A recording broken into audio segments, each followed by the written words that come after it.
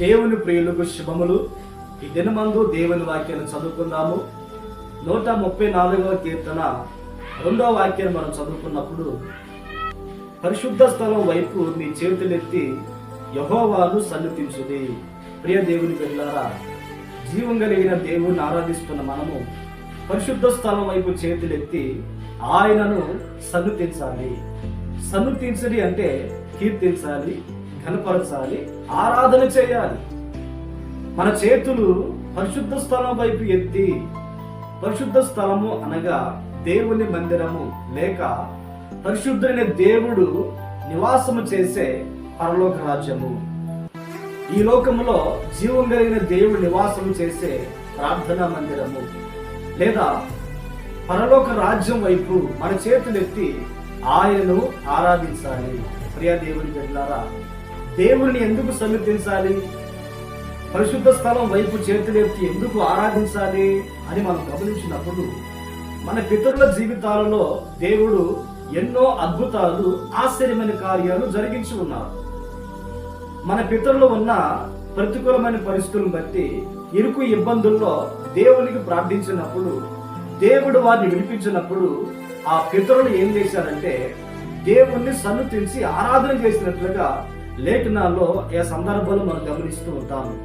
ఇశ్రాయేలీయులు ఐగుప్తు దేశంలో ఉన్నప్పుడు దేవుడు వారిని అక్కడి నుంచి విడిపించి ఎర్ర సముద్రం అడ్డుగా వచ్చినప్పుడు ఎర్ర సముద్రాన్ని పాయలుగా చేసి ఆరిన నేల మీద దేవుడు నడిపించి ఉన్నాడు.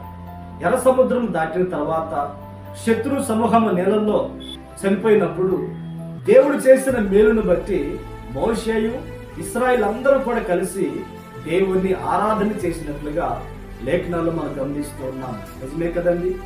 దేవుడు తన ప్రజల పట్ల చేసిన గొప్ప కార్యాలను బట్టి, దేవుడు తన ప్రజలు ఇరుకు ఇబ్బందుల్లో ఉన్నప్పుడు, కఠినమైన పరిస్థితుల్లో దాస్యంలో ఉన్నప్పుడు వారిని విడిపించినప్పుడు ఆ దేవుని ప్రజలు దేవుని ఆరాధించినట్లుగా మనం చూస్తా ఉన్నాము.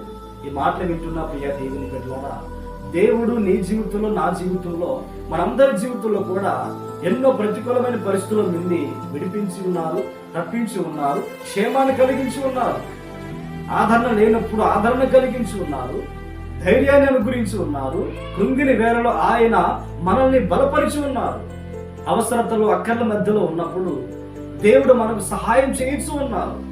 పోషిస్తూ, సంరక్షిస్తూ మన జీవితంలో ఎన్నో మేలులు చేశారు కనుక దేవుని వలన మేలు పొందిన మనము ఆ పరిశుద్ధ స్థలం వైపు మన చేతులెత్తి ఆరాధించే వారముగా మనం ఉండాలి.